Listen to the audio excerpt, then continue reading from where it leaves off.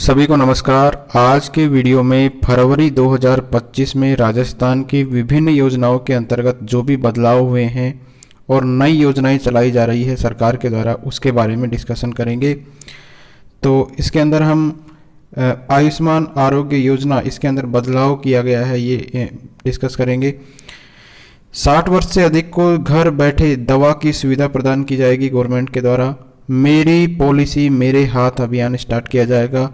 किसानों के लिए रजिस्ट्री शिविर लगाए जा रहे हैं सरकार के द्वारा। और पीएम आवास योजना के बारे में चर्चा करेंगे। तो फर्स्ट है कि दवा आपके द्वार स्कीम का प्रस्ताव तैयार कर लिया गया है और इसका लाखों लोगों को फायदा मिलेगा। इसमें 60 साल से अधिक के जो मरीज है उनको 1668 दवाएं घर पर मंगवा सकेंगे और इसके लिए एक नई योजना जल्दी ही सरकार लॉन्च करने वाली है। तो राजस्थान के 60 साल से अधिक के 64 लाख से जो अधिक लोग हैं वो दवा वितरण केंद्रों पर जाने की बजाय घर पर ही 1668 दवाएं जो है मंगवा सकेंगे। इसके लिए सरकार जल्द ही योजना ला रही है।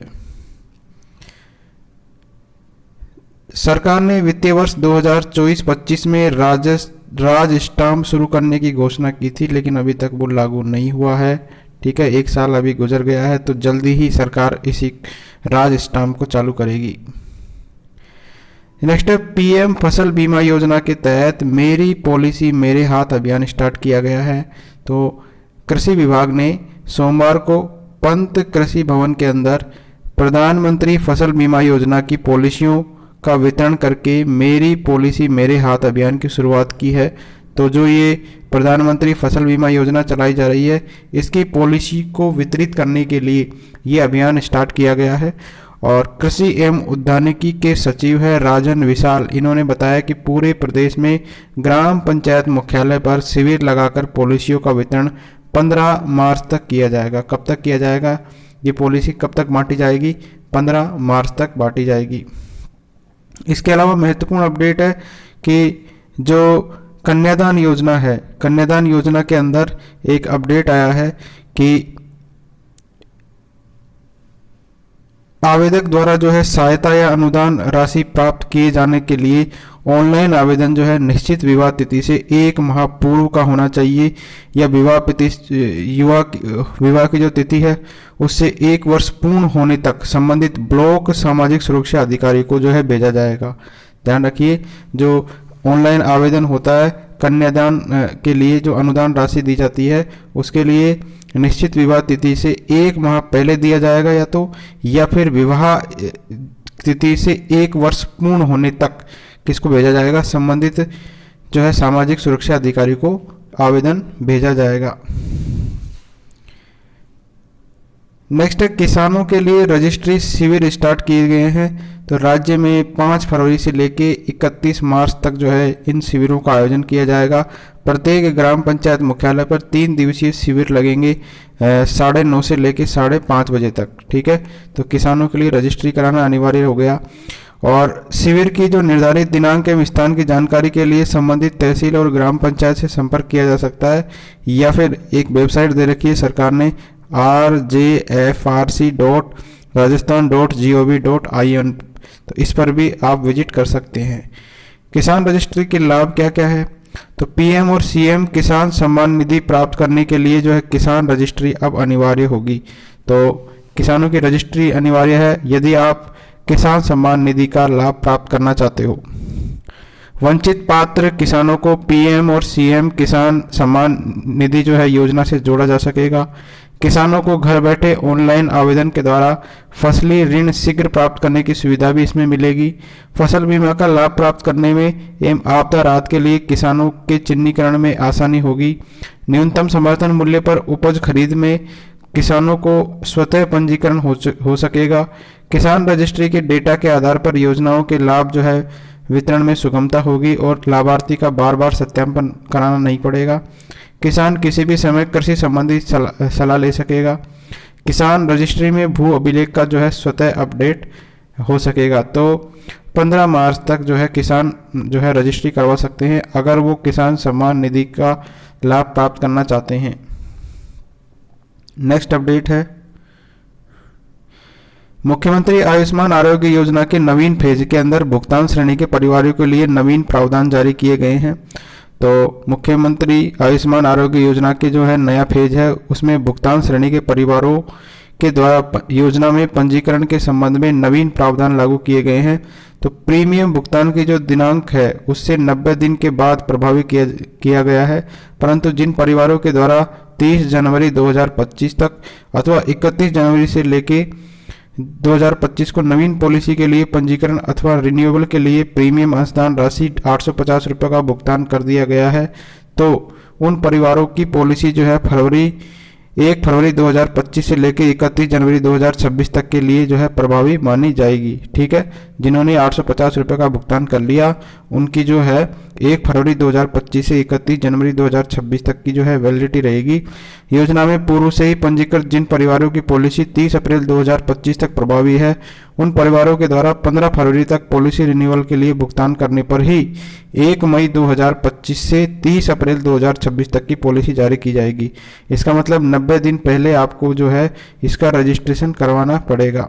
ठीक है, तो 15 फरवरी तक जो है पॉलिसी को रिन्यू करवा सकते हैं, उसके बाद ही 1 मई से जो है ये आपकी पॉलिसी स्टार्ट हो जाएगी।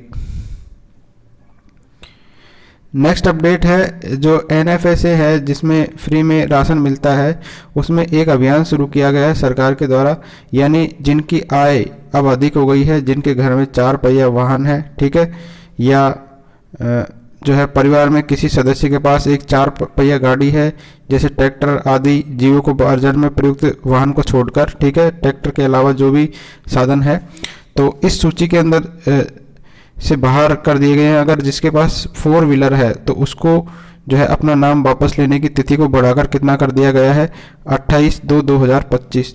तो गिव अप अभियान जो है ये सरकार के द्वारा चलाया जा रहा है, ताकि जो कर्मचारी है, जैसे स्वायत्त शासित संस्थाओं में कर्मचारी है या गवर्नमेंट कर्मचारी है, 1 लाख से अधिक की जिनकी वार्षिक पारिवारिक आय है, ठीक है, और परिवार में किसी सदस्य के पास 4 व्हीलर गाड़ी है, तो ऐसे लोगों को गेहूं या राशन जो है ये नहीं दिया जाएगा। और ऐसे जो व्यक्ति है अपना नाम स्वेच्छा से वापस ले सकते हैं 28 फरवरी तक। तो ये एक विभाग ने नोटिस जारी किया है, खाद्य एवं नागरिक आपूर्ति विभाग ने ये नोटिस जारी किया है।